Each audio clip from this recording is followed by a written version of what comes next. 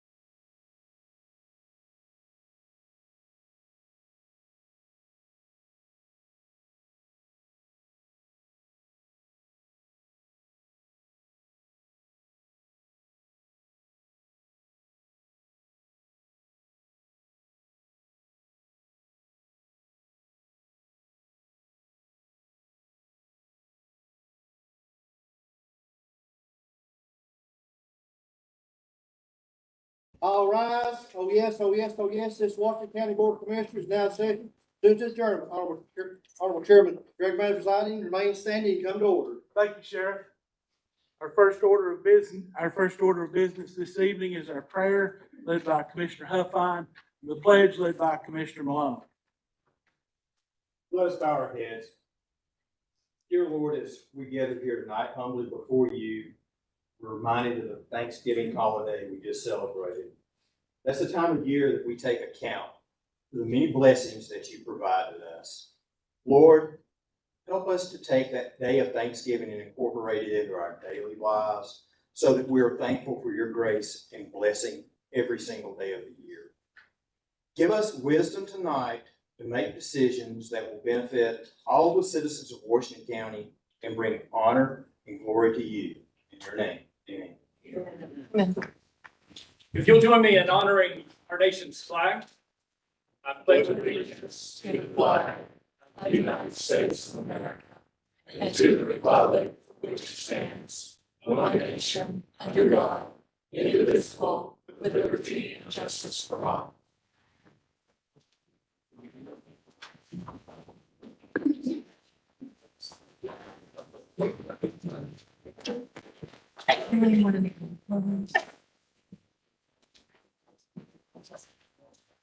Madam Clerk, if you'll switch us to the roll call screen, please.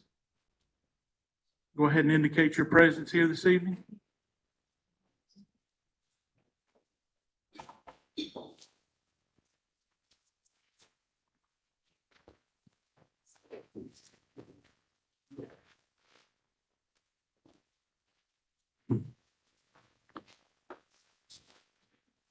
Madam.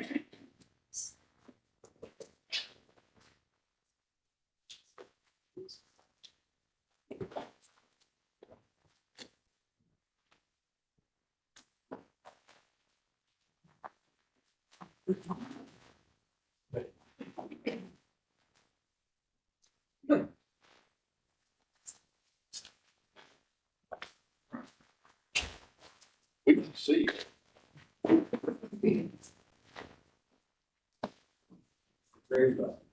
All right. All right. Thank you, Madam Clerk. We have 15 present, 0 absent. We have a quorum. Our next item is approval of the agenda this evening. You will notice that resolution 221112 has been handed out at the table. This resolution has been advertised for consideration here this evening. It was just not included in your packet. It's also been considered by the Washington County Regional Planning Commission, the Johnson City Regional Planning Commission, and the Jonesboro Regional Planning Commission before it arrived here this evening. Our zoning administrator has requested that we add this to our agenda this evening. That would require us to suspend the rule.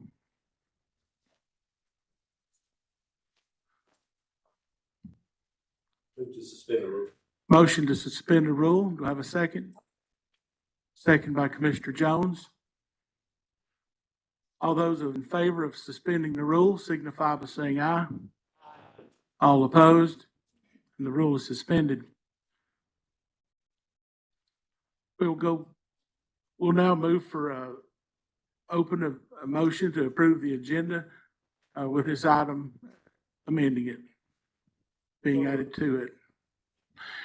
Also, I'll call your attention that this may be a question I answer for myself. Under the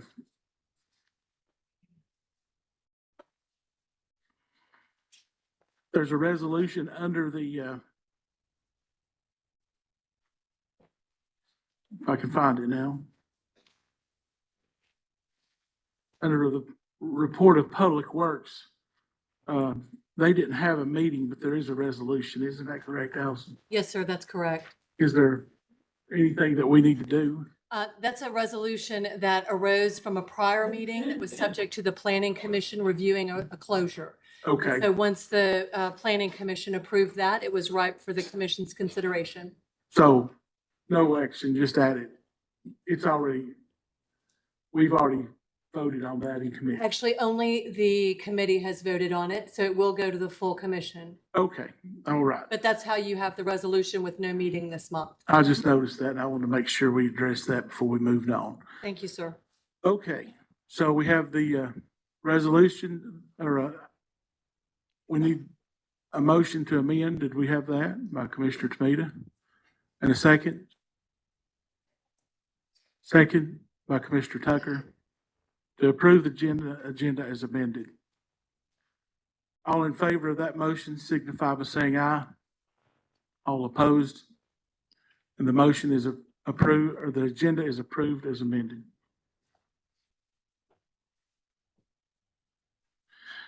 This also will have to be considered for public hearing after public comment.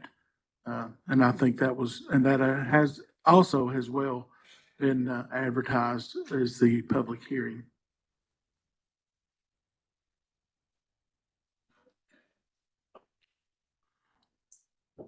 All right, our next item is our public comment period.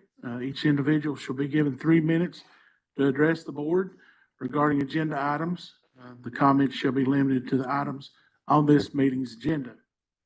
We do have 12 speakers this evening, and we'll go ahead and get started with the first one, Mr. Craig Ponder. Craig, if you'll come forward to the podium, please. Give your address to the clerk.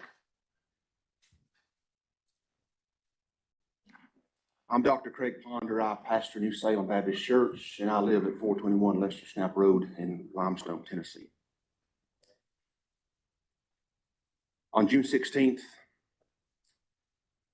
1858, Abraham Lincoln addressed the Republican State House about the problems of slavery in these United States and the effect of the Dred Scott decision that had been recently passed down by the U.S. Supreme Court. And in that speech, Lincoln paraphrased the words of Jesus when he quoted Matthew 12:25, when he spoke of a house divided. The Bible says, every kingdom divided against itself is brought to desolation, and every city or house divided against itself shall not stand. Lincoln hoped to use this well-known passage to help rouse the American people, and it truly worked. Come before you tonight very hesitant to speak to this body and to the body gathered behind me.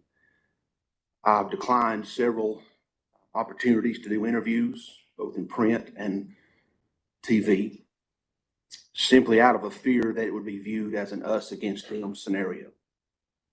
I didn't want our county to be viewed as if the folks over on Bailey Bridge was somehow standing against the folks over in the Telford community, because nothing could be farther from the truth. Let me be clear that the folks from the New Salem community and those from Telford are united in this one thing, that Bitcoin mining is not welcome in Washington County. Back on June 9th, after talking to Mr. Kelly, right in this room and in the hallway, and I've always viewed myself as a good character, judge of character. He looked me in the eye and shook my hand that night and told me that night what's been quoted time and time again, that Red Dog and Grid do not want to be where they're not wanted. Life in my community changed dramatically when Bitcoin moved in. I speak on behalf of many whose lives were forever changed by a force that came in unexpected, and a force that the majority of folks in our end of the county receive zero benefit from. And I simply stand before you tonight, ladies and gentlemen of the commission, humbly asking you, as our county voice, as those speaking on behalf of folks that call this place home, whose lives have been forever changed by this invading force, that you make a statement tonight by your words and your actions. We graciously ask you to remind Grid and Red Dog of their own words that you're not wanted in Washington County. Thank you. Thank you, Respondent.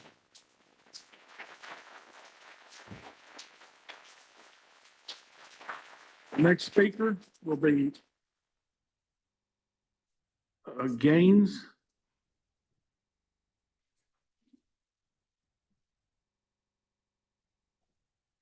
Mr. Gaines, if you'll give your name and address to the clerk, please. Which one's the clerk? If you'll come up Hardy Hollow to Road. the I don't need a podium. microphone. Thank you. All right, our nights are quiet here. I mean, truly quiet. Hear animals playing in the trees. Train goes by, but it gets quiet again. We get prop washed by the hospital helicopter, but it gets quiet again. These will never shut off.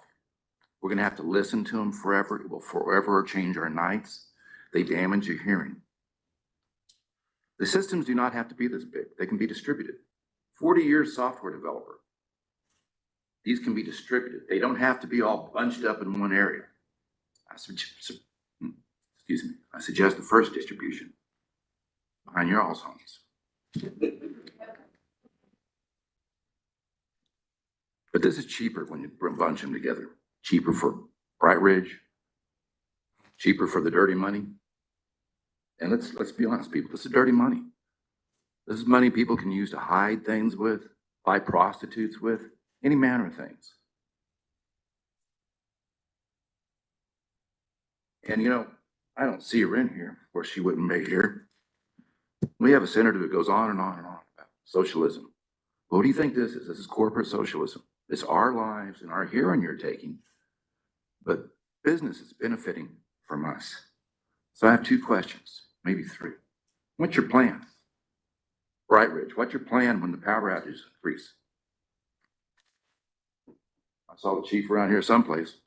What's your plan for the increased vandalism? You guys are putting this lower than the highway, inside of the highway. It's not a matter of when, and not a matter of if, it's a matter of when. You're just inviting problems. I don't think it's a good idea. You have a good day if you can. All right. Thank you, sir. Our next speaker is Joey Ayers. Joey, if you'll come forward to the podium and give your address to the clerk, please.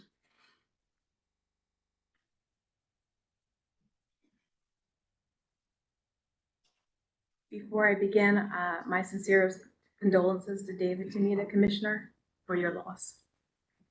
And then I will begin. My name is Joy Ayers, 111 Short Lane, Jonesboro. I'm standing here representing the people of Washington County. I am representing approximately over 2,300 who have signed our petition against having the Bitcoin mine relocated to the Washington Industrial Park. Every district is represented on this petition. I know our commissioners are getting weary hearing about this issue. Nonetheless, we trust in our commissioners as they are elected by the people to represent the people's wishes for their communities here in Washington County. Please keep in mind, as you hear from Bright Ridge and Grid Red Dog, that the people elected you, not they who elected you. Furthermore, commissioners represent the people, not their own selves.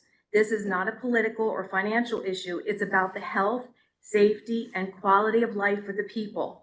You have heard from Bright Ridge and Red Dog that they are now proposing to use a gel-cooled system to ease the solution of the noise issue. This was added to the proposed settlement at the 11th hour, so to speak, without prior notice to the public. Please do not be misled. We are opposed to any Bitcoin mine in the entire Washington County. It is not just the noise issue, as we have stated before. This operation does not bring many jobs to the industrial park, for which the industrial park is used for. The original limestone Bitcoin was brought here under false pretenses and under other erroneous information. But this time, you all have been well informed with the notebooks that we sent to each one of you. Now, don't accommodate a mistake that was made in the past just out of fear of litigation. Take this opportunity to get rid of Bitcoin altogether.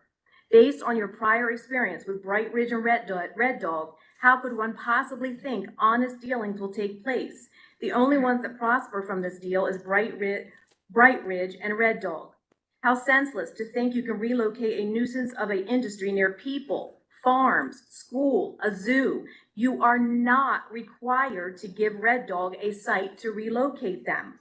I have read the proposed settlement, and it's like putting the fox in the henhouse. It has Red Dog monitoring their own sound levels. The current news of the bankruptcy of cryptocurrency highlighted in the news should speak volumes that this is not a good investment. We just received a positive report of the growth and blessings of our area from the Chamber of Commerce at the most recent CIA meeting. At this meeting, you know the proposed settlement has been rejected and recommended for it to go to litigation. Why would you even consider voting yes for this proposed settlement in such a lovely area? The only answer is, as we all know, someone is making money, and we all know the deal here. There's a rattlesnake in the deal. For all involved, specifically Bright Ridge and Red Dog, I leave you with the truth of God's word. 1 Timothy 6:10, the love of money is the root of all evil. It is not money or good stewardship. It's the love or the greediness of money. And I hope, Trey Kelly, you'll be a man of your word. We don't want you here. Thank you.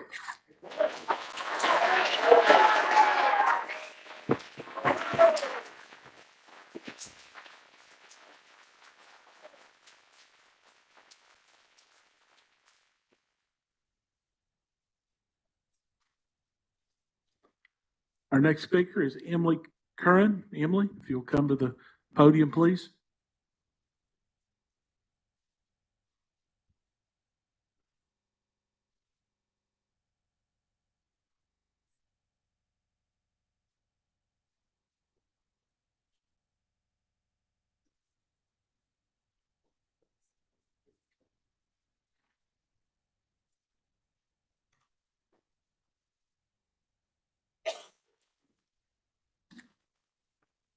Hi, my name is Emily Curran. These are my two children, Andrew and Alex.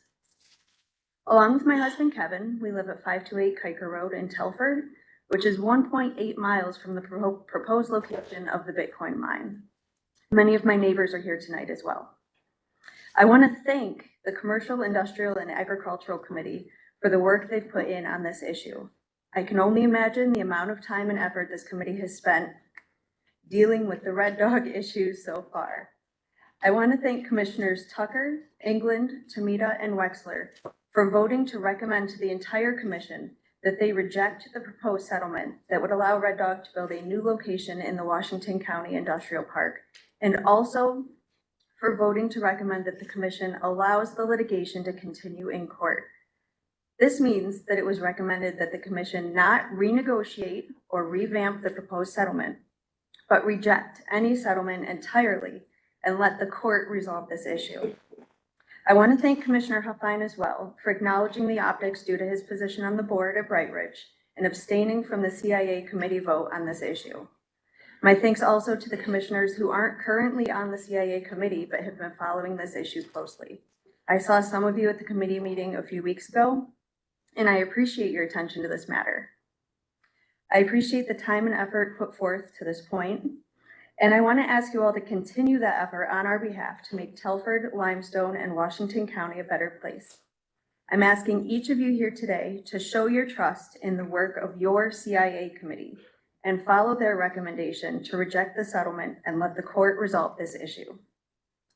Commissioners Tucker, Johnson, and Edens, you in particular represent the residents, business owners, and students of districts 1, 2, and 4, who would be directly impacted if Red Dog builds at the Washington County Industrial Park. I ask you in particular to stand up for my family, my children, and all those who would be affected by a Bitcoin mining operation near the school. Commissioners Fitzgerald, Davenport, Matherly, Malone, Williams, Jones, Wheeler, and Carter. Bitcoin mining could come to any location in Washington County. I'm asking you to set precedent here and now. The people you represent do not want Bitcoin mining in Telford, Limestone, or anywhere in Washington County. I'm asking each of you to reject the settlement in question here today and let the court resolve this issue. Help us to keep Bitcoin mining out of Telford, remove Bitcoin mining from Limestone, and keep Bitcoin mining out of Washington County altogether. Thank you.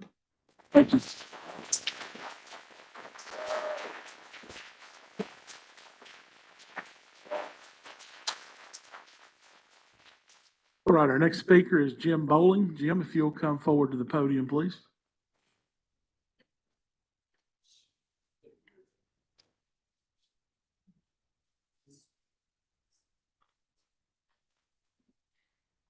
Good evening, ladies and gentlemen of Washington County. My name is Jim Bowling and I live at 191 Slade Hill Road, Telford, Tennessee, 37690. That address is less than a mile from the proposed site of the Bitcoin mine moving from Limestone. It is less than a half mile from Grandview Elementary School. I'm sure you did not build a $40+ million elementary school to be less than a half mile from this noise pollution business. My wife and I are both retired teachers with nearly 50 years of experience in the classroom teaching children. I guarantee you that if you approve the Bitcoin mine moving to this location next to Grandview Elementary School, you will be making it impossible for teachers to teach, children to learn, and children to thrive in a good learning environment. You will be making it impossible for children to enjoy playing outside on the playground or to have sporting events after school on the school grounds. You will also be making it impossible for children with disabilities such as autism to have any kind of educational experience at all. As a 23-year special education teacher, I can assure you that children with these types of disabilities will not be able to attend school at Grandview Elementary School, which will open the school district, Washington County, and you, as the commissioners, open to federal litigation under federal law. The Individuals with Disabilities Education Act, IDEA, is a law ensuring services to children with disabilities, including autism. The Individuals with Disabilities Act, IDEA, was most recently revised in 2004 and in fact renamed the Individuals with Disabilities Education Improvement Act. The law mandates that the state provide all eligible children with a free and appropriate public education that meets their unique individual needs. That means that Grandview Elementary School, Washington County School District, and you as the commissioners must make Grandview Elementary free from any environment that would be detrimental to those autistic children learning. By allowing this Bitcoin mine to be less than a half mile from Grandview Elementary School would be in direct violation of this federal law. I urge you in the strongest way possible to protect Grandview Elementary School, the Washington School District, and Washington County from opening themselves up to this type of litigation by violating federal law. Do not approve the Bitcoin mine moving to Telford.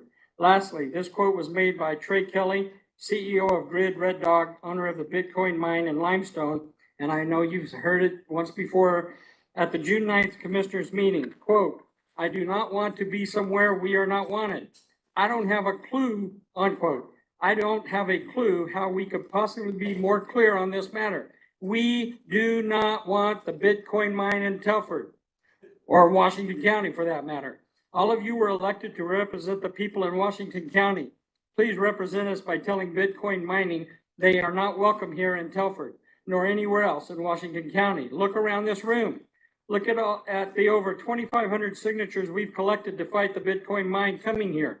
Does that look like the citizens of Washington County are telling you we want this business in our backyard? Please, I'm begging you, send them packing." Thank you, Mr. Bowling.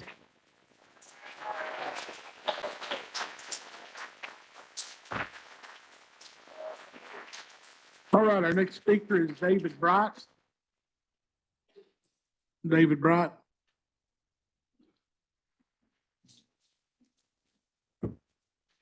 David Bright, 318 McInturf Road, Limestone, Tennessee. Good evening, Commissioners. Right now, I'm supposed to be on an airplane flying to Arizona for an important zoo conference. I made changes to those plans so I could be at this meeting tonight because that is what is most important right now. Hopefully, each of you have received a letter from Tony and myself. Since January 2019, Bright Zoo has paid $653,497 in sales tax, $71,189 in property tax, $307,780 to Bright Ridge for power. Now we're thinking it's time to look at solar to reduce that cost. Red Dog, in my understanding, had not paid any of those kind of taxes. Tonight you have the choice of putting an end to something that does nothing for our county, or listening to what the people of Washington County want. The people want an end to Bitcoin mining in Washington County. Over 2,500 signatures proves that. Bright Ridge and Red Dog have both proven they're not honest and only care about making money. They can say they plan to go with a quieter system on the new site, but at what cost? Liquid cool systems are proven to be bad for the environment. The liquid must be exchanged at least every 12 months. Where's that old liquid gone? They would also be pulling much more power on a larger site, which can cause blackouts and brownouts. That's only good for Bright Ridge. The zoo and many of the large farms in this area require power to keep our animals alive. Many of Bright Zoo animals fall under the Endangered Species Act. We heavily rely on power to keep those barns warm for those animals. As owners of Bright Zoo, we're responsible for the well-being of over 700 animals, 126 different species. The Bitcoin mine being allowed to be this close to the zoo forces our hand to close the zoo. This is not an idle threat. This is something that we would actually have to do. We wouldn't have a choice. The industrial park is designed for industries, something a Bitcoin mine has no business being a part of, and could easily deter large corporations or large industries from moving into that industrial park. And we've heard it many times tonight. June 9th meeting, Trey Kelly did say, I do not want to be somewhere we are not wanted. I promise you, you are not wanted in Washington County. Thank you all.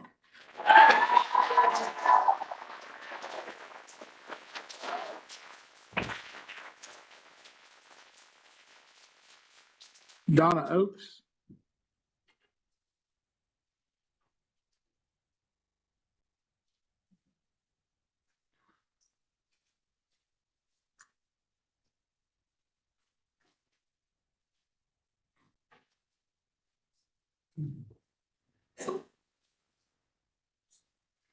My name is Donna Onks. I reside at 1645 Old Stagecoach Road in Jonesboro. The Johnson City Press has been serving this area since 1934 and has been a reliable source of local, state, and national news for the Tri-Cities area.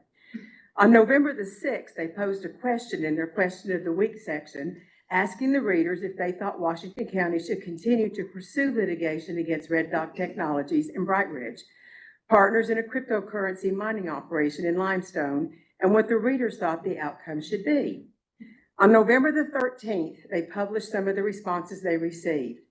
The 4 responses they published were all from residents who oppose a Bitcoin mining facility being allowed to remain in Limestone or be moved to a different location in Washington County. Here are 2 of the responses. Certainly, Washington County should continue with the lawsuit which was filed months ago, and a proposed settlement should never have been offered. The citizens have spoken. Over 2,000 signatures, now it's 2,500, on the petition to end Red Dog Grid Bitcoin mining, and one of our major committees for our county, the Commercial, Industrial, and Agricultural Committee, have spoken with a 4-1 abstain vote to reject the proposed settlement and let it go to litigation. It doesn't get any plainer than that. Washington County should take Bitcoin to court. They came into this area at the invitation of Bright Ridge under false pretenses. It was presented to the Washington County Commission as a data center and solar panels. Instead, it's a Bitcoin mining facility. The mining facility does not bring jobs into the area, and the only people who will profit will be Bright Ridge. The proposed location near Grandview Elementary School and Bright Zoo, where the continual noise will be a detriment to the children of the school and the endangered species of the zoo. Not to mention the local residents, us being part of those residents, who bought homes in the rural areas for the peace and quiet it offers. The end goal of litigation is that the Bitcoin mining facility be moved completely out of Washington County and preferably out of Tennessee.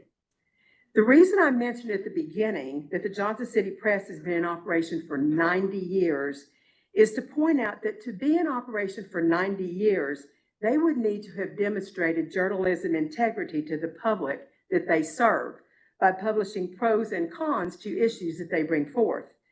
By the absence of the publication of any responses advocating the presence of the Bitcoin mining facility, we can only presume that none were received. We feel the residents, as indicated by the number of people that are here and the number of signatures that we have gotten, have made known their objection to the settlement of this lawsuit and the proposed movement of the Bitcoin mining facility to the industrial park or any other location in Washington County. As we have said before, we do not want it here. Thank you for your time.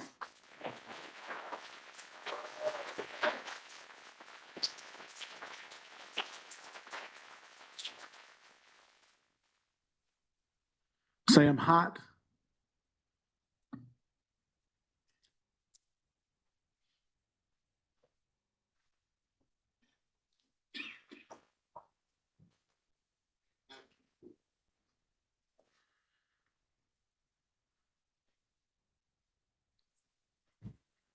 I'm Sam Cott. I live at 1356 Barkley Road.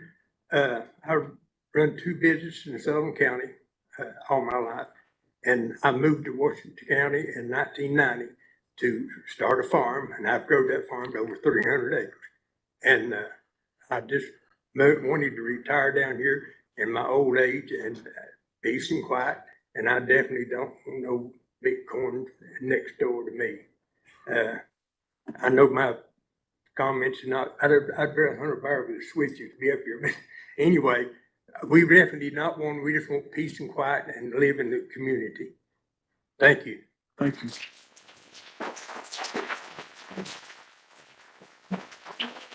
John Teague.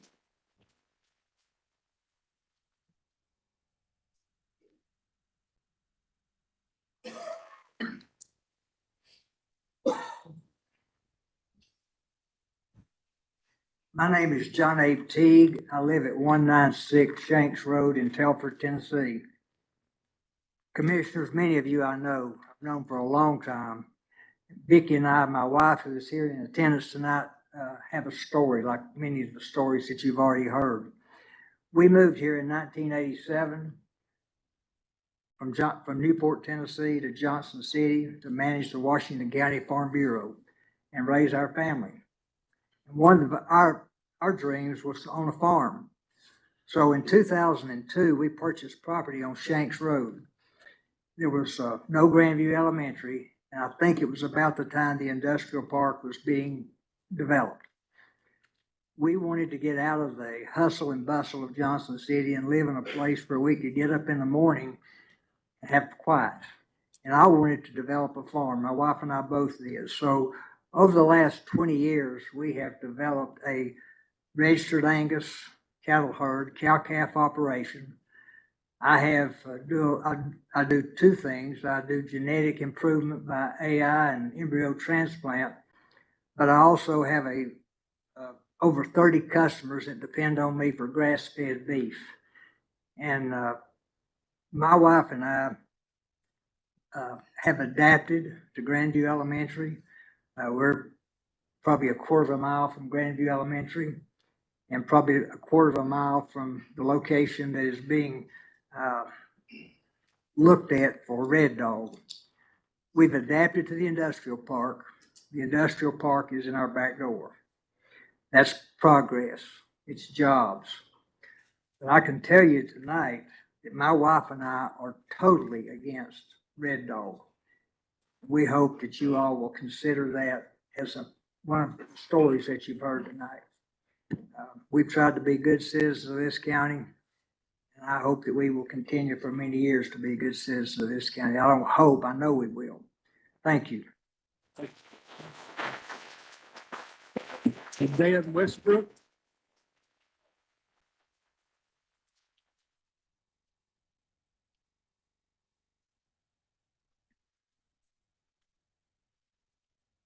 Dan Westbrook.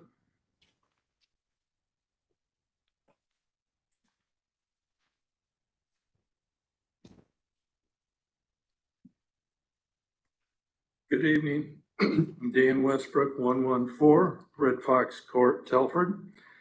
After all the reporting, media discussion, and research during recent months, one question stands out and remains.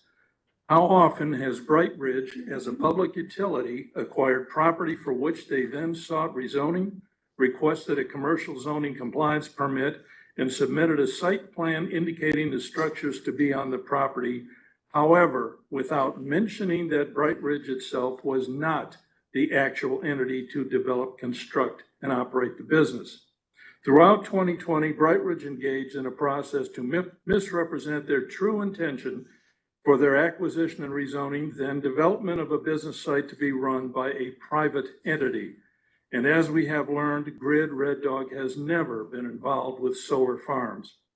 After all this became known, Washington County Commission approved the filing of the lawsuit in Chancery Court.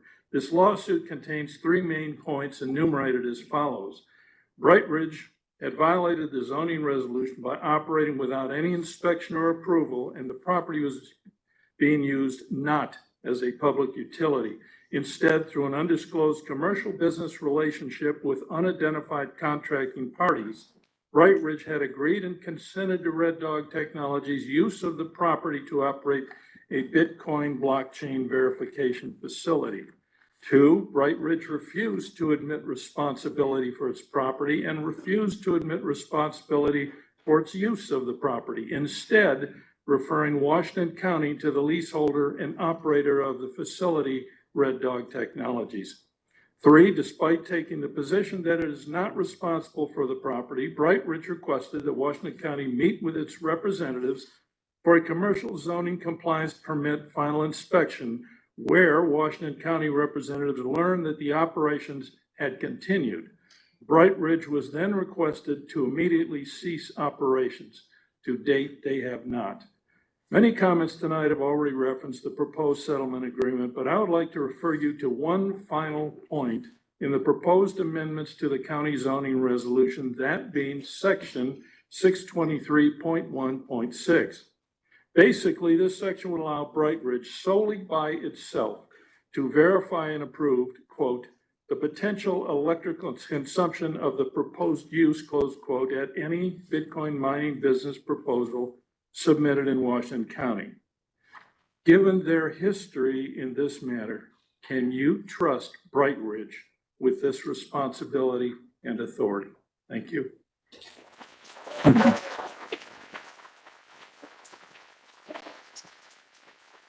Kevin Hendricks.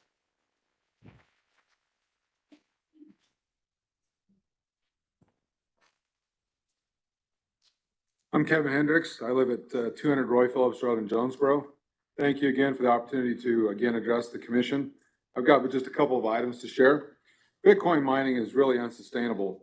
When you look at this, it's 72% down since the October 2021 high.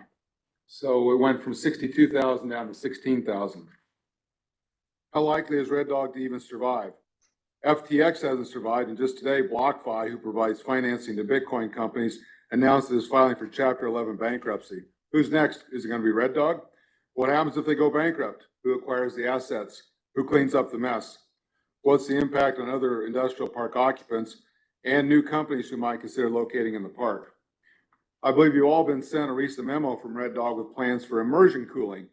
It references an unnamed liquid as the key component. What is it, and what is the true environmental impact to our area? They use plenty of adjectives to describe the material, but never actually say what it is. Seems odd, don't you think? Has EPA even weighed in on this? Then the text amendment. And when you read the text amendment, it says, after researching, staff has determined that the impacts of cryptocurrency mining can include substantial energy consumption, noise, electronic waste, and that regulation is necessary to protect the public health, safety, and general welfare of the citizens of Washington County. The text amendment, which almost certainly will hold up to a court challenge, really says it all. The best way to avoid needing protection is not to have it at all. And then lastly, the very resolution that you all as commission members vote on tonight States on page 42, the last paragraph, and I'll paraphrase. The proposed settlement negotiations and text amendment, you have to say does or does not, that's where you have to vote, promote the health, safety, morals, convenience, order, prosperity, and welfare of the present and future inhabitants of Washington County, Tennessee. That says a mouthful.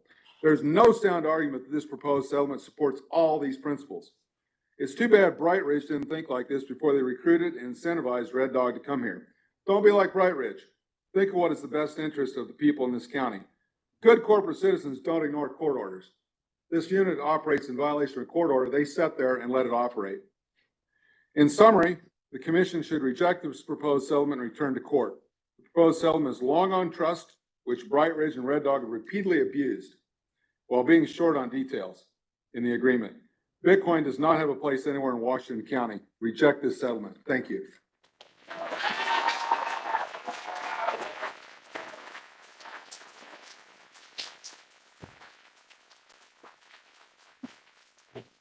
Randy Gillum.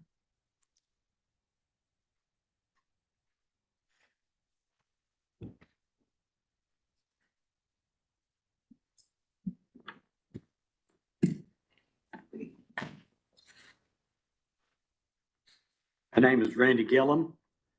I live at 83 Carter's View Way in Telford. Today, ladies and gentlemen, you will be setting a precedent here, not only for Washington County, but for the entire world of proof of work, Bitcoin mining. The results of this meeting will be in the front page headlines of the Johnson City Press, the Herald Tribune, and all local TV stations, and will be heralded all over the United States by way of internet. It will be known if those that represent us stood against this needless nuisance that is motivated by monetary gain, or if they bend and bow to this Trojan horse. East Tennessee is the main target for proof of work Bitcoin mining because of the cheap electricity that they can obtain. This is acquired from the Earth Justice website, September 2022. This graph will show you, and you can pass this around, gentlemen, ladies, if you all would like. I didn't have enough topics for all of you. If you will look, that East Tennessee is the target area of proof of work Bitcoin mining.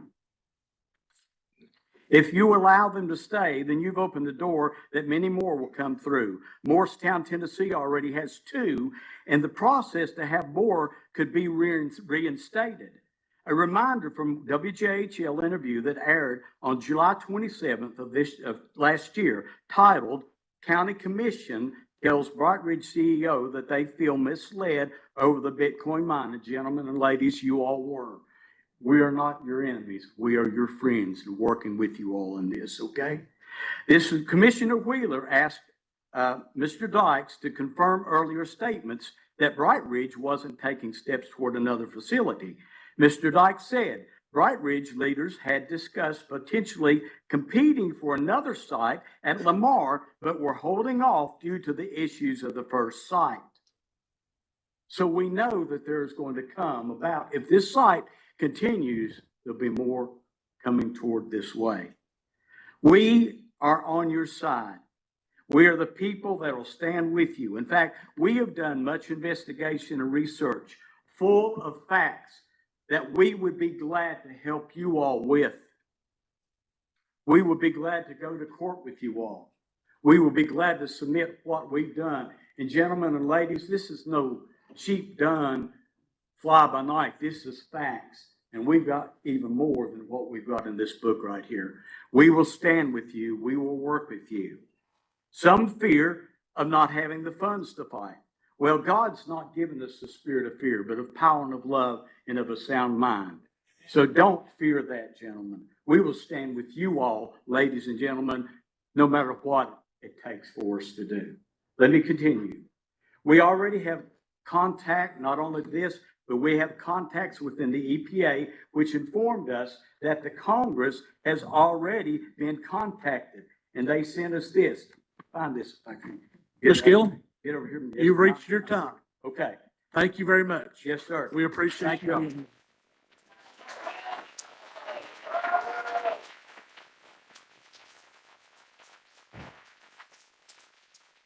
All right, we'll move directly on into public hearing on this zoning matter. That's Resolution 22-1012 is a resolution amending the Washington County zoning resolution, the site plan regulations, section 512. Is there anyone here to speak in favor of this request this evening to amend this during the public hearing? Is there anyone here to speak in opposition to? Seeing no one to speak, we'll close the public hearing and close the public comment and return back into regular session. Our first item of business this evening, we will go ahead and address the zoning resolution site plan regulation change. Ms. Charles, are you with us this evening? Thank you. If you'll come forward, if there's any questions before we consider this item.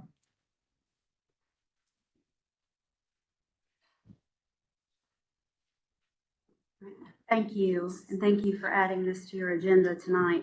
The text amendment to the zoning code will allow for expanded authority for the administrative approval of site plans as stated. You do have an exhibit outlining those proposed amendments. The Washington County Planning Commission approved this at their October 3rd meeting. And because we have two other regional planning commissions that fall in the Washington County umbrella area, those commissions also reviewed the text amendment request, and that is per TCA 137105. And those, Jonesboro recommended at October 18th, Johnson City at November 8th. And those were unanimous approval recommendations at all three planning commission meetings. Be happy to answer any questions. Yes, ma'am.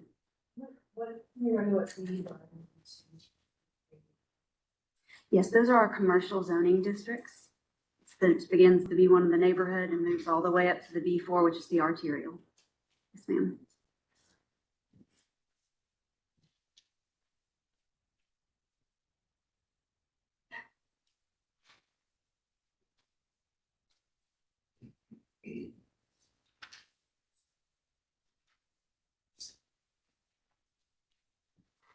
For approval, Mr. Chairman.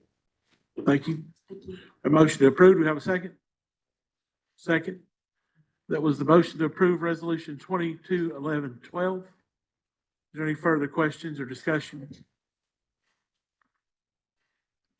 Seeing none, Madam Clerk, if you'll move us to the voting screen. Go ahead and cast your vote and lock it in.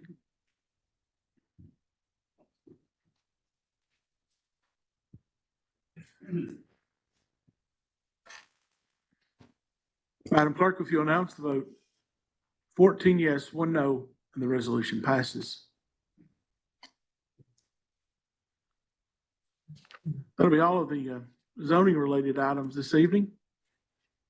You'll see the minutes of the Regional Planning Commission in your packet. We have no special recognition tonight or proclamations. We do have the minutes of the Board of County Commissioners for you to consider from our October 24th meeting. Do I have a motion? Motion made by Commissioner Jones to accept those minutes. Do I have a second? Second by Commissioner Carter. Any questions or discussion? Seeing none, all in favor of that motion signify by saying aye. All opposed? The motion passes and the minutes are received. Next item is resolution 22-1101. It's a resolution appointing members to the Agricultural Extension Committee, and you'll see that on page 14 of your packet. Is there any questions or discussion? We have a motion. Motion by Commissioner Huffine, second by Commissioner Wexler to approve the resolution. Questions or discussion? Seeing none, Madam Clerk, if you'll move us to switch us to the voting screen. Go ahead and cast your vote and lock it in.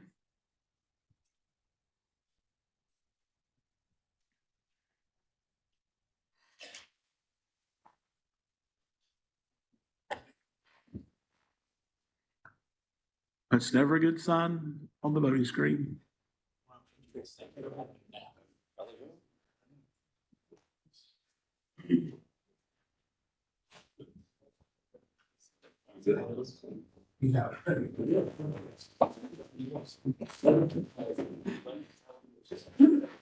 Thank you, Madam Clerk. 15 yes, and the resolution passes. Next item is report of officials. Our county mayor, Mayor Grandy. Good evening. Just have one quick note tonight to report to y'all that I'd like to have read into the minutes that the financial reports for each month through October have been posted on the website and individually mailed to each commissioner. So if you have any questions, feel free to give us a call. Thanks. Thank you, Mayor. Any questions for the mayor? No questions for the mayor. The next item is the county attorney's report. Ms. Wilkinson. Thank you. Can you hear me? There you are. Yep. Thank you, Mr. Chairman. For the county attorney report this evening, I would just bring to your attention that we did complete the annual pilot payment in lieu of taxes summary, working with both the assessor's office and the trustee's office. I'm happy to distribute that to you on a later date, but that was something that we conduct at the end of October for the 1st of November deadline. So that was completed. And other than that, you obviously have some litigation on your agenda this evening. So I will dispense with anything further. If you have any questions, of course, you can let me know. Thank you. Thank you very much, Ms. Wilkinson. Any questions for our county attorney? Seeing none, we'll move right on to the Director of Schools report. Director Board.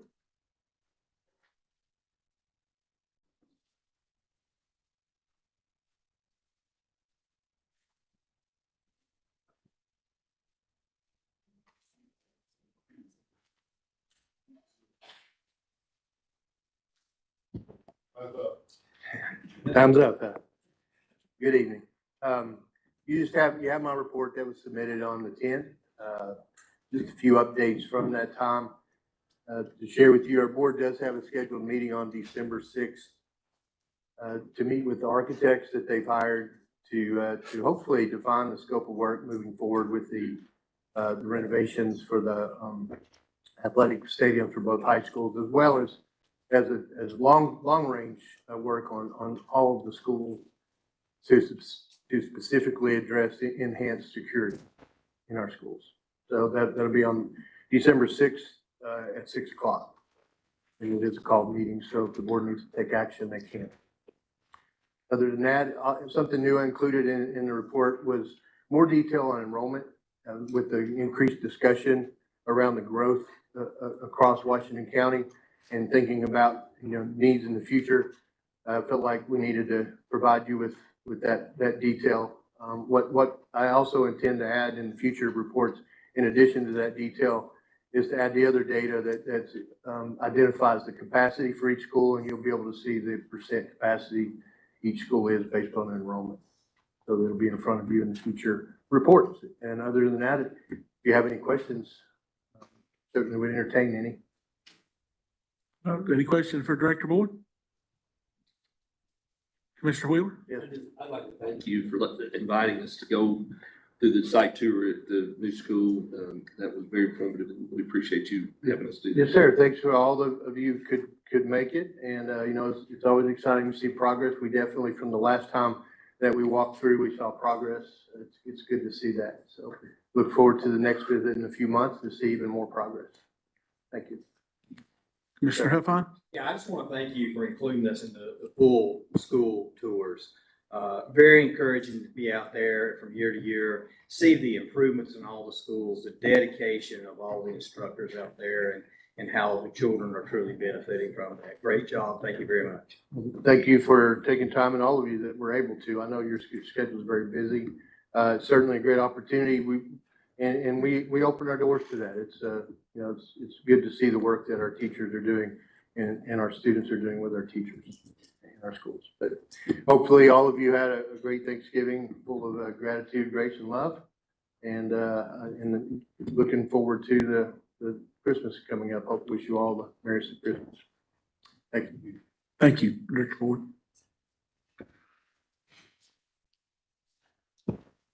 All right, our next item is our Administrator of Elections, Ms. Jones. Good evening, Commissioners. I'll keep this short and sweet. First of all, I need to thank Tiffany and Allison because they were able to get to the November election numbers in your packet starting on page 20 after the deadline to get information to them. So I'm very grateful that they did that for us, that we could keep it in the November packet. We had a very successful November election. Our complaint that we had was long lines, and we're really sorry that there were long lines out there, but we're also real excited because our voters were engaged. We went from a 13% turnout to an 11% turnout to a projected 28% turnout that turned into a 40% turnout. We have been trying to figure out how we could correct that in the future already. We had a meeting, and what we ended up doing was we realized we need more voting machines, but I didn't want to come to the county government and ask you guys for more money, but I was going to, just so you know. But we called the state, we talked to the state, we told the state about the growth of our county. We talked to them about the infrastructure challenges that we're having and with limited funds. And we asked them to spot us another 20 voting machines, hoping to get 15. And they have agreed to provide 20 more voting machines to Washington County at state cost, not our county commission cost. So we're really excited about that. So that's really all I have for you guys tonight. Unless you have questions for me, I'll be happy to answer them. And that's a cost savings, by the way, of $70,000, just so you have a number to go with that. Well, thank you, Dana. That sounds like some good news for us. So we appreciate your hard work and keeping up with that. Thank you. I appreciate you all. Any questions for Dana? We'll wait till she gets back to their chair and ask her. All right, we're going to let her off. Our next item is the Beer Board Committee. Commissioner Malone, it looks like you had a meeting. We did. Our minutes are on page 25. We did approve one new application or permit. Be glad to answer any questions. Thank you, Mr. Chairman. All right, thank you. Any questions? Seeing none, we'll move right on to the CIA Committee report. Commissioner England. Thank you, Mr. Chairman. You'll find our minutes from the November 3rd meeting on page 26. There are a few attachments that you'll also find in the packet.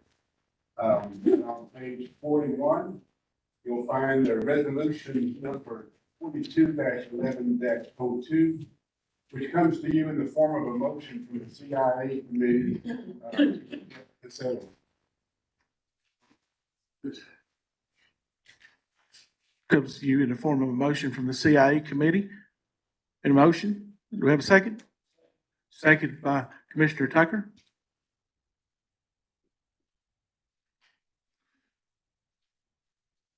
We'll open the floor for questions or discussion.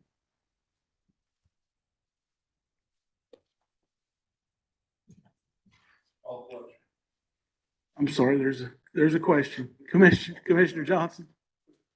I'd like to see us move forward with the settlement, maybe a couple of changes on it, but move forward with settling. You know, litigation is very uncertain. Yes. Commissioner England, your motion was to decline the settlement. Is that correct? That's the motion that came from the CIA committee, yes. Yes. Reject the settlement. Okay. And I second. And a second by Commissioner Tucker. Any further questions or discussion? Commissioner Wheeler? Back in June, when we looked at this, you know, we were concerned about that there is risk anytime you have litigation. And I've heard some comments apparently made in meetings that guaranteeing we would win litigation. Nobody can do that. And no lawyer will tell you that you can do that. So there's risk. I think it's wise for us to accept that there's risk. Not to say there's no risk, accept that there's risk. That sends and actually what that does is sends a stronger message that we're willing to accept the risk. Not that we reject there's any risk, but that we accept the risk. I was disappointed in the language of the quote final settlement agreement. I don't think it does what we talked about that night. You know, as one thing that really disappoints me is the language about what happens if we go over 60 decibels. The discussion that we had with Red Dog that evening was very clear. If it goes over 60 decibels, we're done.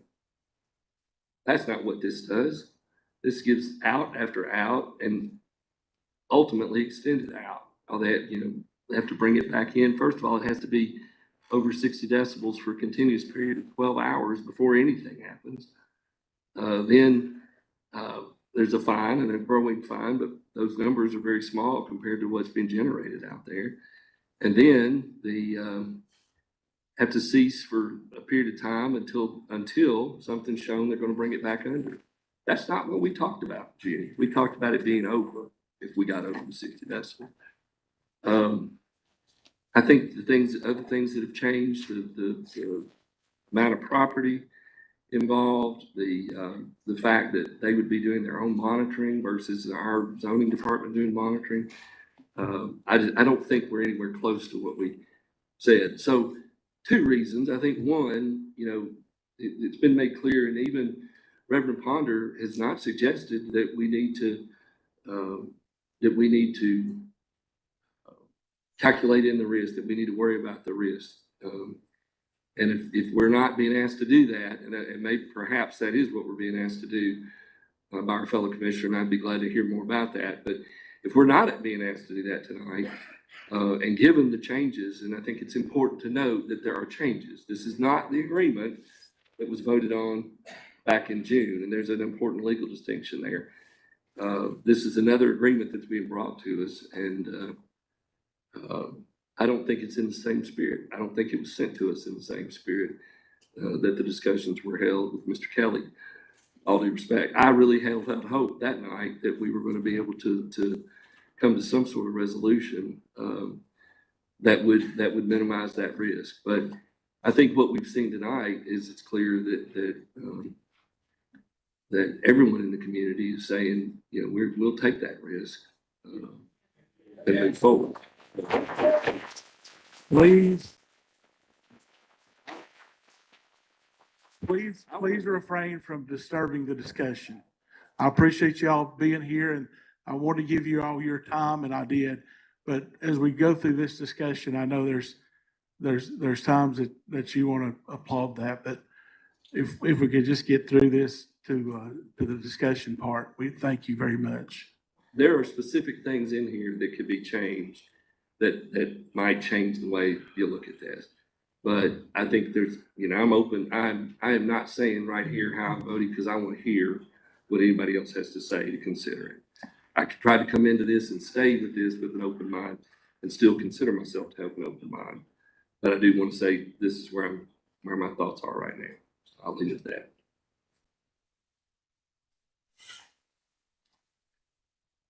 Commissioner Malone. Thank you.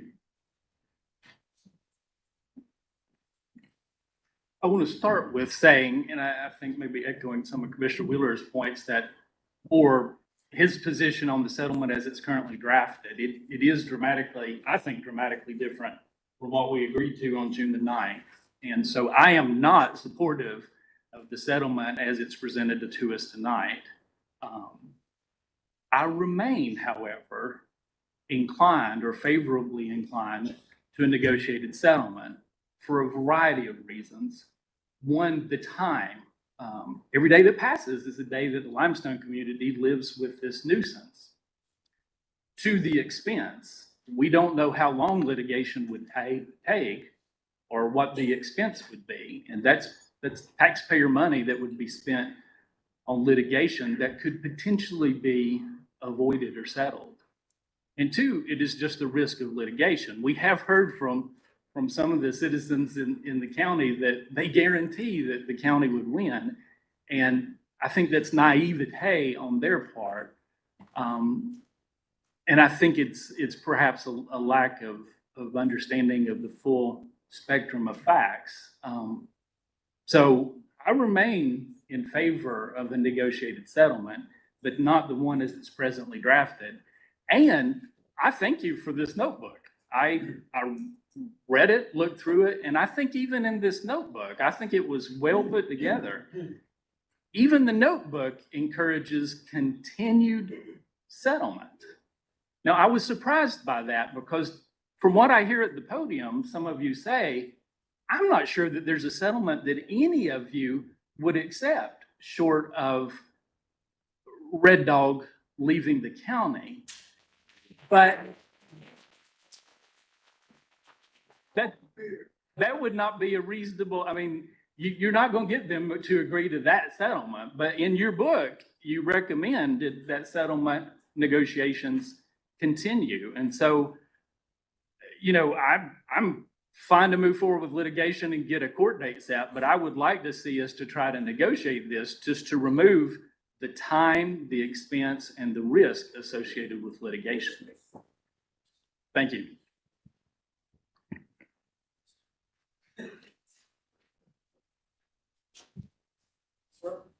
Commissioner England, did you have your microphone on, or was I just have you on as speaker since you're on? Did you want to speak? No, I didn't have. Okay. All right. Any questions or further discussion? Call for question. Questions been called. Madam Clerk, switch us to the voting screen, please. Yes, vote is. Yes, vote.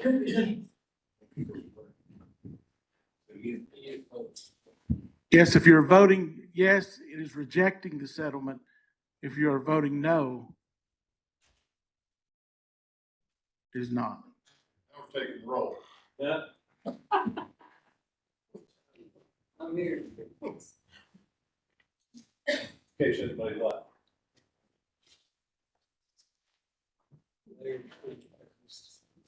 Yes, I will.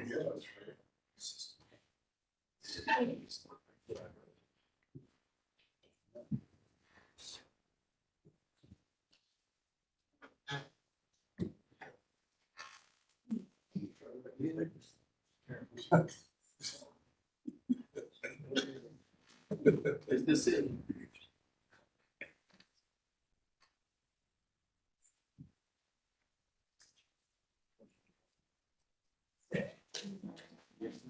Madam Clerk, if you'll announce the vote. 13 yes, 2 no.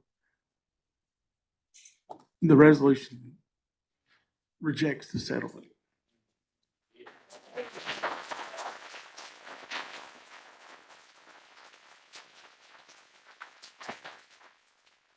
Madam Attorney, is there any questions, further questions to be asked at this time on this specific item? No, sir. We'll stand in a 10-minute recess.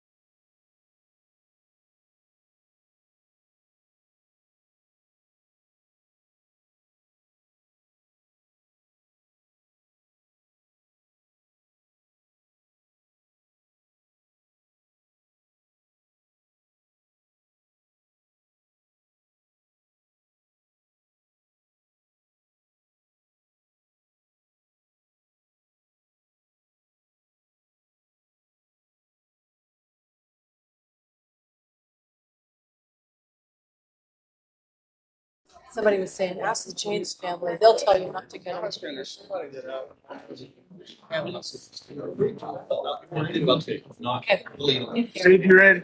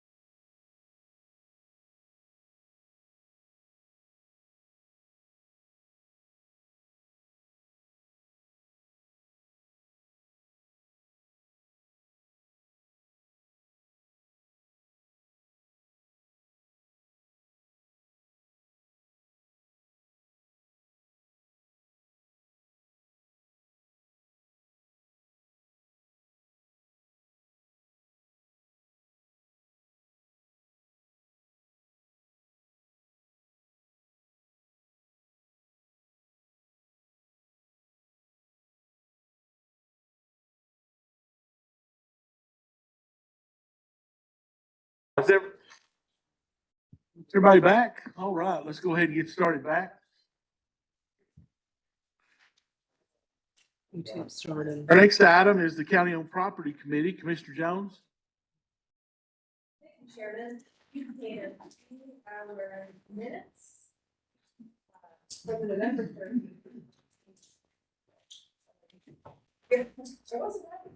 Page 62. And at this point, I'd like you all to consider resolution number 221103, resolution allocating Princeton Park Center for the Washington County Election Commission. That resolution is found on page 65. I would also like to amend that resolution to include language that we discussed in the meeting. Specifically, that it's subject to review, receipt and review of acceptable bids, cost estimates for the necessary renovations. All right. Do you have a second? Second by Commissioner Williams.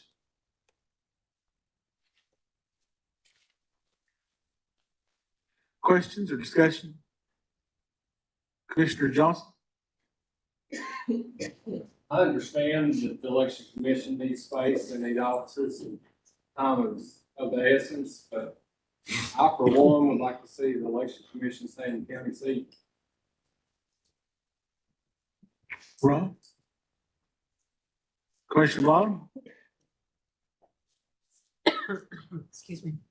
Perhaps tonight is a unique night, but I think twice already we've heard either Jesus quoted or scripture referenced. So I'm going to join the club, and I want to share a verse of scripture, or actually a couple verses of scripture with you.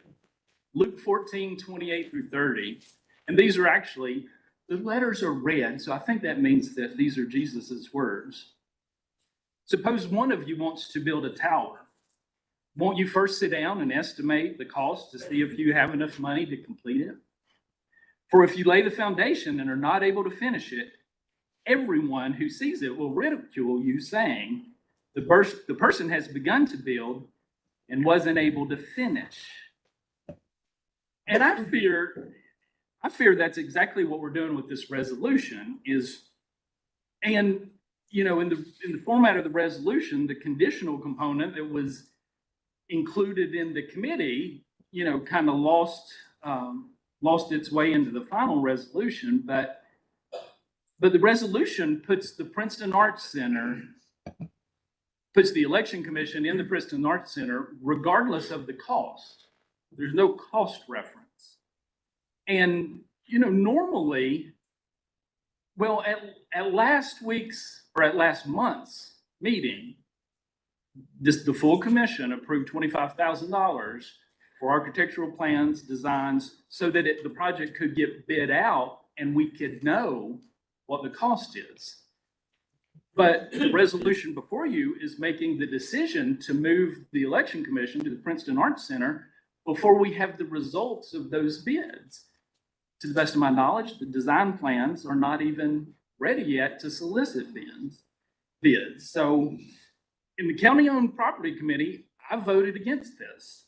And I asked the question, why are we doing this now?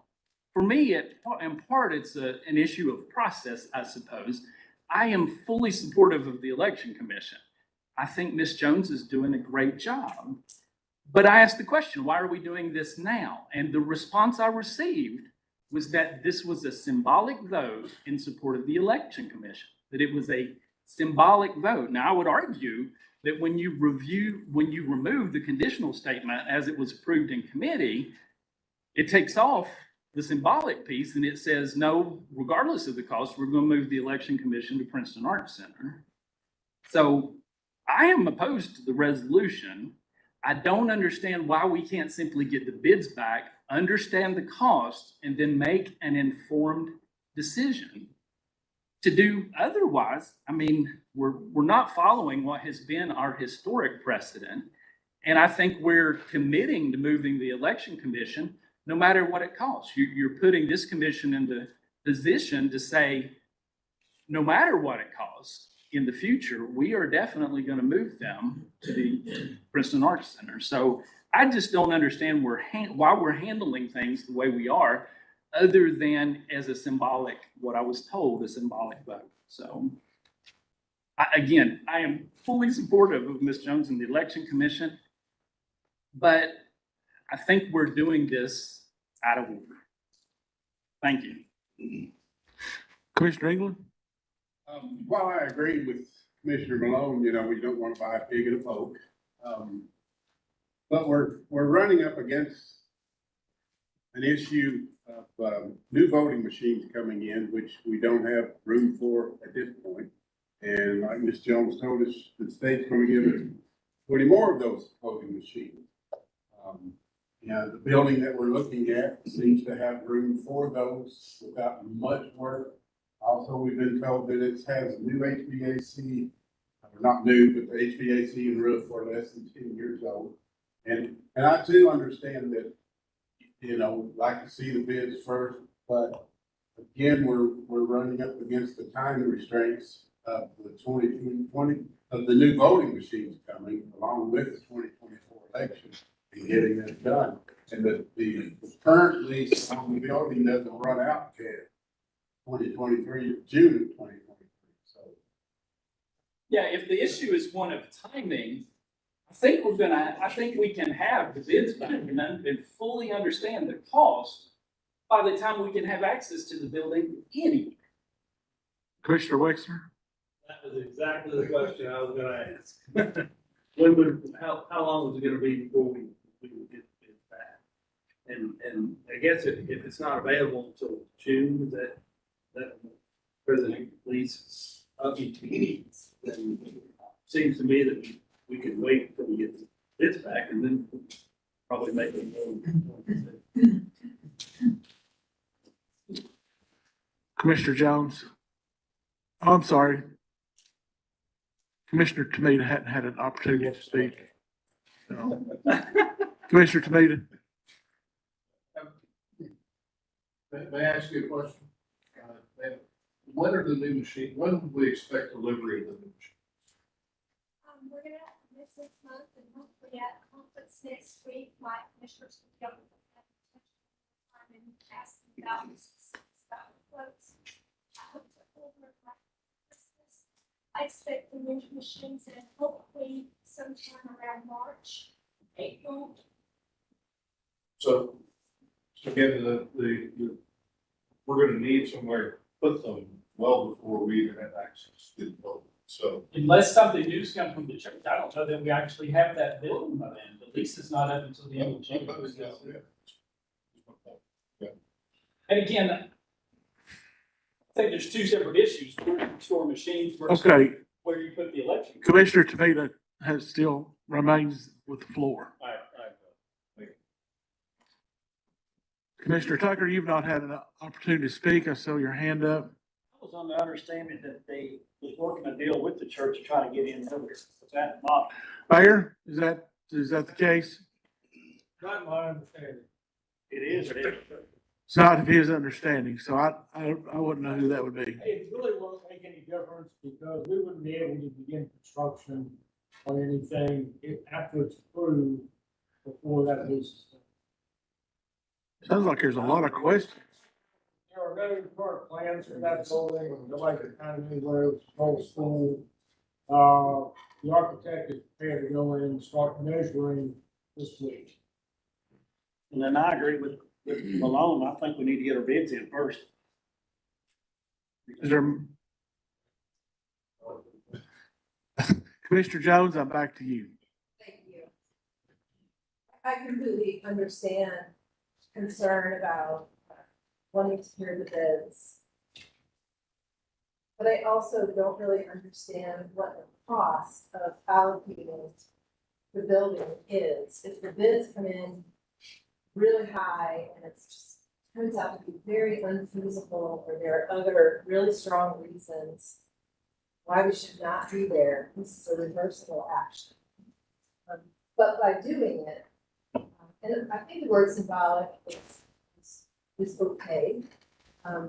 it shows our confidence in the election commission, and the trust with them to go forward and investigate, that we have a sense that this could be a good move for them. We want to see them be successful.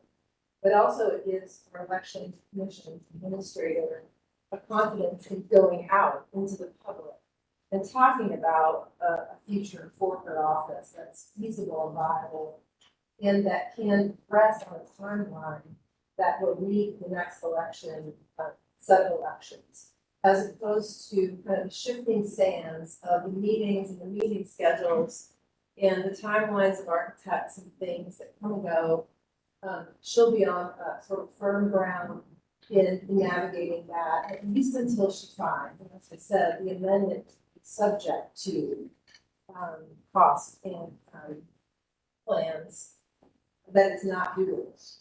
All of the preliminary suggest that it's quite doable, including recent discussions with our city zoning group. So I think that is an important job, and to some extent, for everyone to show that it's putting this property in a place where it can move. Commissioner Wheeler? The couple of things, the amendment doesn't make it clear who is deciding, it doesn't say it's coming back to the commission to decide if those costs are reasonable, which that's a concern. Then two, I'm concerned if there is a need for some sort of symbolic gesture here, because we've actually done more than a symbolic gesture. We've allocated money. We put taxpayer money up front to look at this building and assess whether we can afford to do this. There couldn't be anything more symbolic than that, because that's actually putting money up front on it. I think we've already done that. I am very leery about it, and this is not the first time that I've said this, but I certainly don't like to write blank checks, and I'm not suggesting, I think that's what the limitation language is trying to avoid. But I don't want us to pass along the decision on that to anyone else about whether they're reasonable or not. I think that's got to be a decision. It's gonna, this month, we don't know if this is gonna be 100,000 or 300,000. And we've certainly had some things that we thought were gonna be 100,000 that have come back, projects that have come back at 300,000 lately. And I think we just need to let it come back to us once those bids are done, and then make a decision about what we're allocating to them. We all intend, I don't remember if it was unanimous vote or not, but it was it certainly passed to allocate the money for the architectural fee. So I tend to agree with the idea of holding off until we got some numbers to work from. Commissioner Akins? Is there a timetable for the bids to come back? Mayor, do you have any idea? Well, we have to have bid documents, so, the expectation we will have those in May, June, 30 days on the market. It's, As far, that's what I'm seeing right now. We've got to have a set of plans for that building, and the architect starting basically this week, measure and develop those plans, and then, try to understand what the needs of the electrification are for the space, once it's planned. But really, it's gonna take this long to get that. you're saying 30 days or something, we have 30 days before we take any action, or if we, Well, we have access to the building now, so, we can continue to move forward, developing a set of plans to put on the market to see what renovation costs are gonna be. That money is been approved, that's what's going to continue to do. It also would allow us time, maybe this is something that the county of property really want to look at. Maybe we just go out with an RFP for other space in the market to see what is comparable out there, that would see them that we haven't yet seen. right. If you do all of this simultaneously, it's not going to hold them. Thank you, Mayor. Commissioner Wheeler? And that would be a real concrete not gesture, but concrete action to take too. to not wait until we find out what it costs, and if it's too much, then be doing an RFP for space. But to go ahead and get an RFP for space out there, it addresses your concern about looking at what's available in the county seat or Johnson City. But it also lets the election commission and the director of elections know that we're moving to get something done. And if this won't work, we're gonna go ahead and be looking at what could be an alternative. Commissioner Tomita? Does it alter the timeline if we table this resolution? I don't suspect it would, right? We're moving ahead. Did I understand May or June before deciding? Probably, based on where we are. From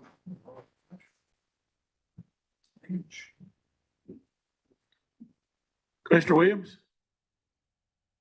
I don't know how to turn this on. Am I on? I turned it on. You're good. I made the motion that we accept Princeton Art for a couple of reasons.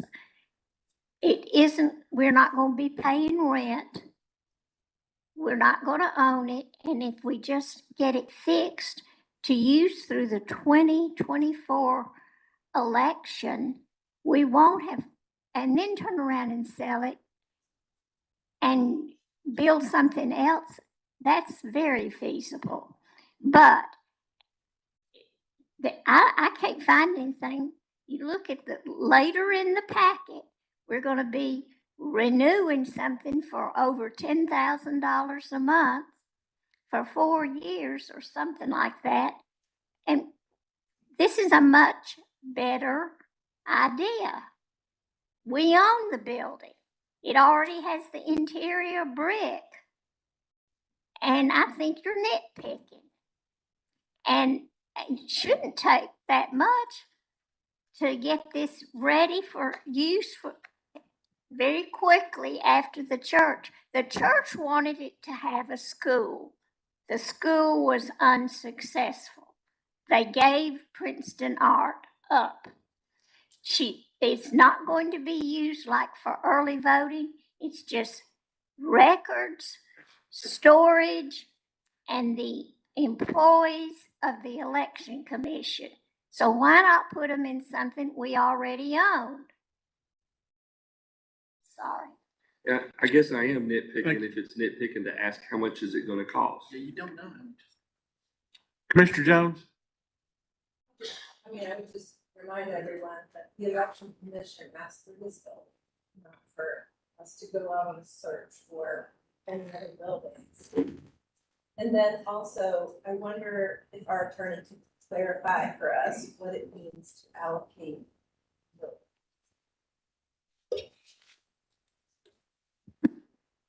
I'm happy to. I would say for starters, we should probably distinguish allocation from, it's not a deed or something where it's actually being conveyed to someone else. It's being designated so that of the property that the county owns, this parcel, this building would be designated as used for the election commission. So that's really earmarked, setting it aside. Those would all be terms that would be similar in use. And the legislative body does decide where county offices are. So even if it's not a county office like the clerk or something like that, the county commission decides about the use of county-owned property, whether it's being erected or repaired or used, and with offices go in there. So that's why the decision is with you. It's about the specific purpose and use of that building. Commissioner Johnson? Would this building be used for early voting time?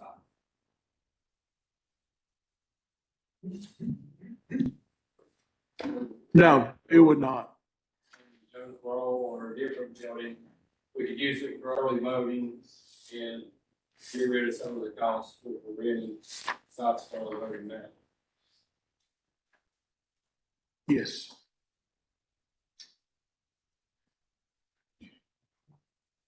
Commissioner Davenport? Is that your button? No, sir. I've got a blank button out there. I think it's mine. Your button is broke. No, go ahead. Commissioner Malone. Well, based on Commissioner Tomita's suggestion, then I will make the motion that we table this matter to some future date. Okay. We have a motion to table. A second table. We have a second to table.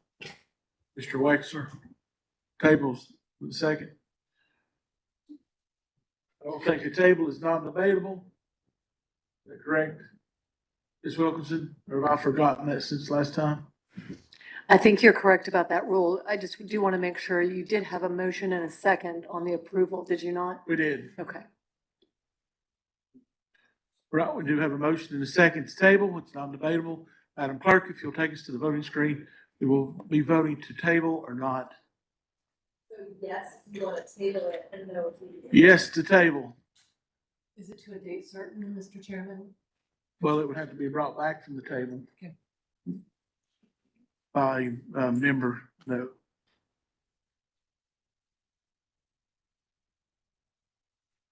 Madam Clerk, if you'll announce the vote. A 10 yes, 5 no. The action is tabled. Anything else, Commissioner Jones? Nope, that's all we have. Right. Next item is the Ethics Committee report. Our trustee, I don't think he's here this evening. He has been feeling under the weather. He's the chairman of the Ethics Committee. There'll be you'll review the minutes in the packet on page 67. The next item is the Health, Education, and Welfare Committee report. Commissioner Jones? Thank you, Chairman. You can find the minutes from our meeting on November 3rd on page 68. And I'm here if you have any questions.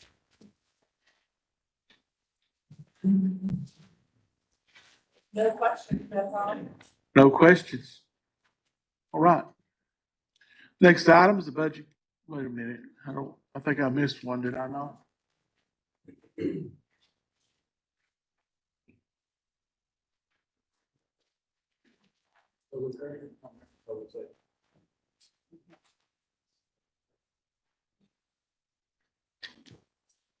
Public Records Commission, did you do that? To receive that? I think the mayor took my page and hit it. Did you do that? The Public Records Commission, did you accept the report?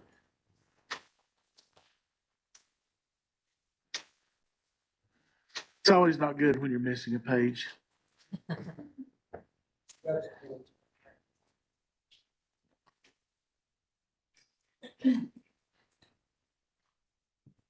The Public Records Commission report. I'll do it. Commissioner Wexler, you are the chairman of Public Records, aren't you? I was given the honor of being elected to the chairmanship of the Public Records Commission. Yeah. Had never been there before. It's a really neat office. The minutes are on the in the packet on page 70. I will tell you that there was one interesting item that they had there. They have a gavel that is, they found that someone had donated. It was made by made from the tree that Daniel Boone carved, killed the bar, D. Boone killed the bar. And it's encased there at the Public Records Commission office, in case you all wanted to find it. I know it's in a case. You can't try it. I think somebody must have tried to try it and they put it there. I think I needed that one tonight. Well, it is very interesting. That's all I have. Let's see if anybody has any questions. It's very interesting things that they are getting done there in our Public Records office. Yes, very impressive. Our Public Safety Committee report, Commissioner Wheeler. You'll find our minutes on page 90 of your packet, and we have several resolutions for your consideration this evening. First is found on page 98. Resolution number 2211-04, resolution authorizing Washington County, Tennessee, acceptance and execution of training equipment grant contract for fiscal year 2022-2023. This comes as a recommendation from the committee, and I move for its approval. Motion made by Commissioner Wheeler. Do I have a second? Seconded by Commissioner Edens to approve the resolution. Call for the question. Any questions, discussion? Call for the question. No question's been called. Madam Clerk, if you'll switch us to the voting screen. Go ahead and cast your vote and lock it in.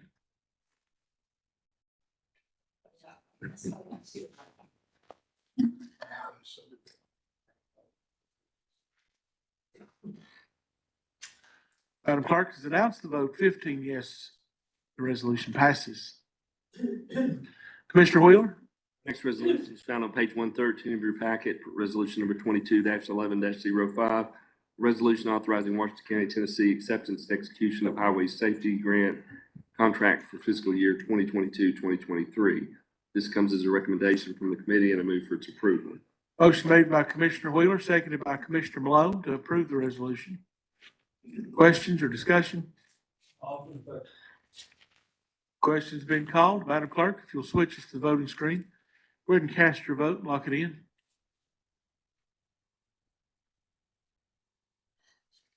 Madam Clerk, if you'll announce the vote, 15 yes, the resolution passes. Commissioner Wheeler?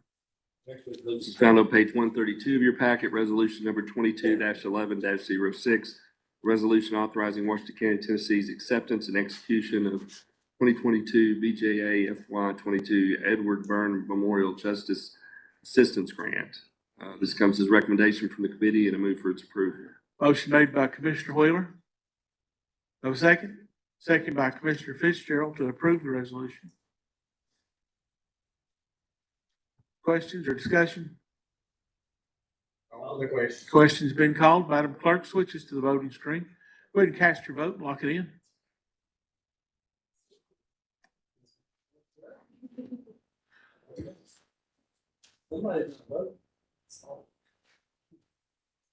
Madam Clerk, if you'll announce the vote, 15 yes, and the resolution passes.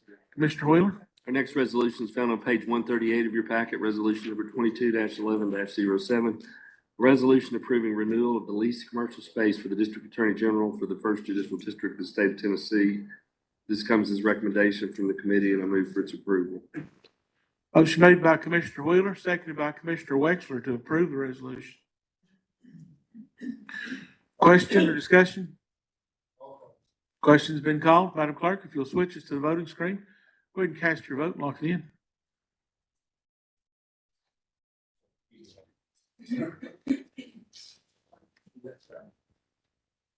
Madam Clerk, if you'll announce the vote, 15 yes, and the resolution passes. Commissioner Wheeler? Our next resolution is found at page 151 of your packet. This is resolution number 22-11-08. Resolution authorizing disposition of Washington County Emergency Management Agency surplus property for sale on govdeals.com or to be recycled. This comes as a recommendation from the committee, and I move for its approval. Motion made by Commissioner Wheeler, seconded by Commissioner Fitzgerald to approve the resolution. Question or discussion?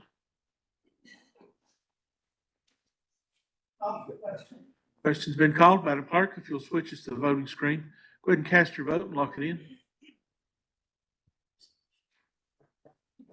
Madam Clerk, if you'll announce the vote, 15 yes, the resolution passes.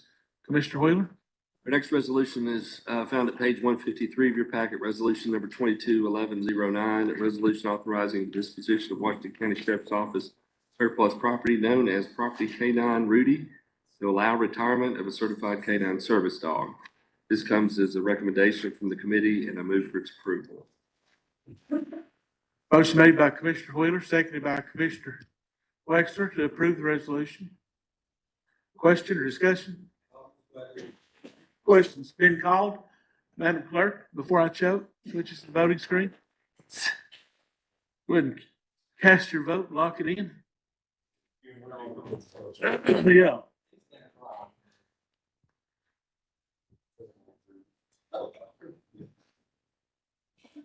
All right, Madam Clerk.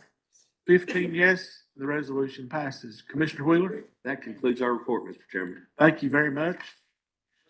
Next item is the Public Works Committee, Commissioner Davenport. Yes, we had no meeting. We do have a resolution that had to go through planning commissions before it came here. That we took action on our October 6th meeting. That, resolutions comes before you tonight in the form of a motion. Resolution 22-11-10, resolution to close Birdie Lane located in the 2nd Civil District off of S.G. Hensley Road.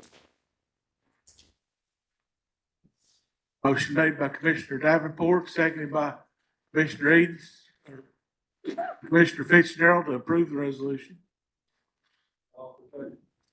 Question's been called. Madam Clerk switches to the voting screen.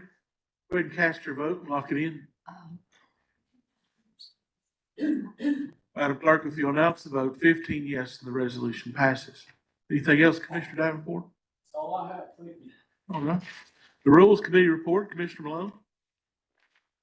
Our minutes on page 158. I'll try to answer any questions if there are any. No action items.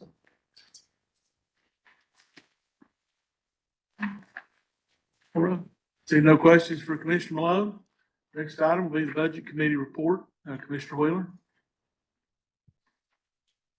Chairman, our minutes are found on page 162 of the packet. We do have two resolutions this evening. The first is on page 169 of the packet. Resolution number 22-11-13, resolution amending fiscal year budget 2022-2023, reallocation of budgeted salary lines in the assessor's office. This comes as a recommendation from the committee, and I move for its approval. Motion made by Commissioner Wheeler. Do we have a second? Second by Commissioner Edens to approve the resolution. Question?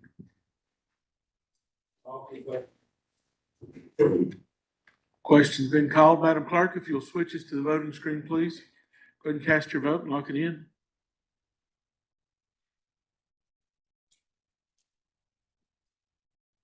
Madam Clerk, if you'll announce the vote, 15 yes, and the resolution passes. Commissioner Wheeler?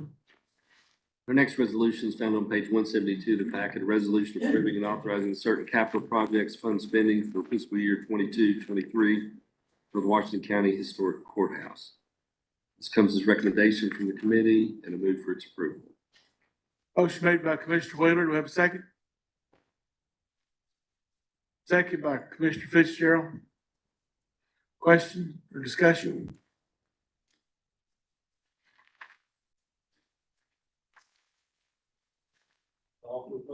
Question's been called. Madam Clerk, switches to the voting screen, please. Go ahead and cast your vote and lock it in.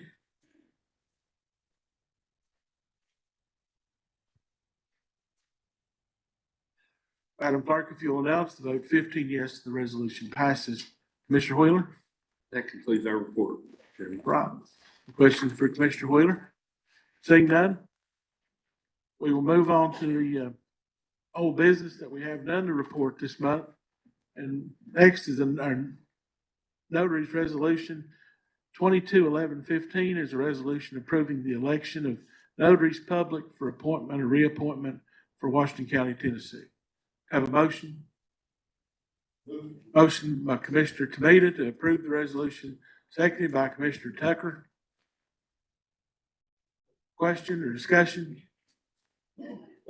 Question's been called. Madam Clerk, if you'll switch us to the voting screen, go ahead and cast your vote and lock it in. Madam Clerk, if you'll announce the vote, 15 yes, and the resolution passes.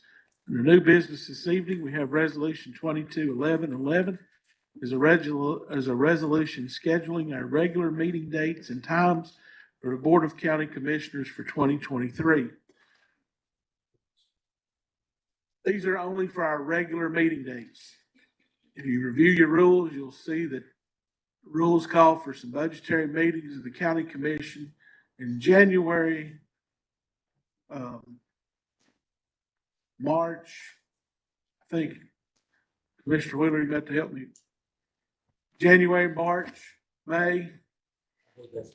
I think those three. We would like to talk about those, but we'll bring those back to you in the form of the resolution next month, okay? And there'll be three separate meetings that you'll be approving. It's for your consideration. But those are in the rules. Move to approve. Motion by Commissioner Jones to approve the resolution.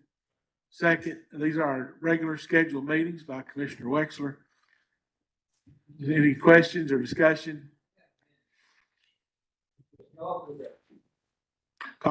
Questions been called for, Madam Clerk? If you'll switch us to the voting screen, go ahead and cast your vote and lock it in.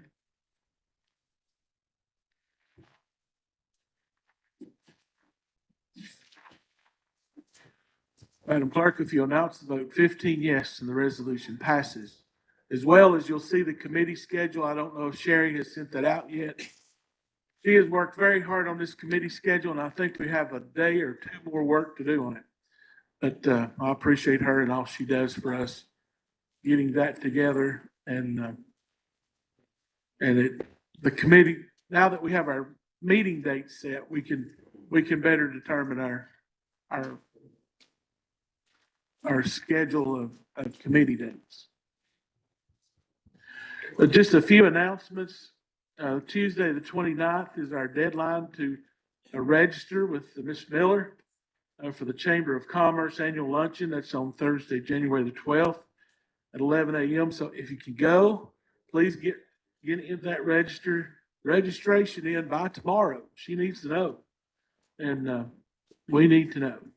The cutoff date and time for next month's county commission agenda is Friday, December the 2nd. That's coming up quick. So if you have anything that you want on that agenda, move fast, because that's a hard deadline. So we want to get as much done as we can in December, but not work Allison too hard. Our commission workshop to be held on Saturday, December the 3rd from 8 to 12 at the Model Mill. It's on the second floor conference room. Be looking forward to seeing you all there. 8 a.m. to 12 p.m. Also, remember the Washington County Holiday Food Drive for the Jonesboro Food Pantry. Please bring your canned and dry goods to the Washington County Courthouse first floor conference room on Monday, December the 12th. Also, tomorrow, remember we'll be gathering at the Storytelling Center from 4 to 6.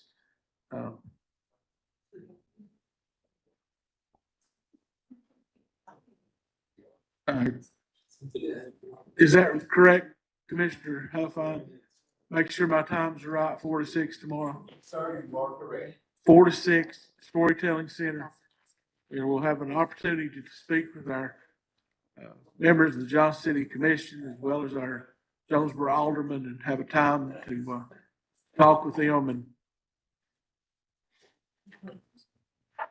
also, after our December commission meeting, which I try not to keep us too long, we do normally bring a dish to share.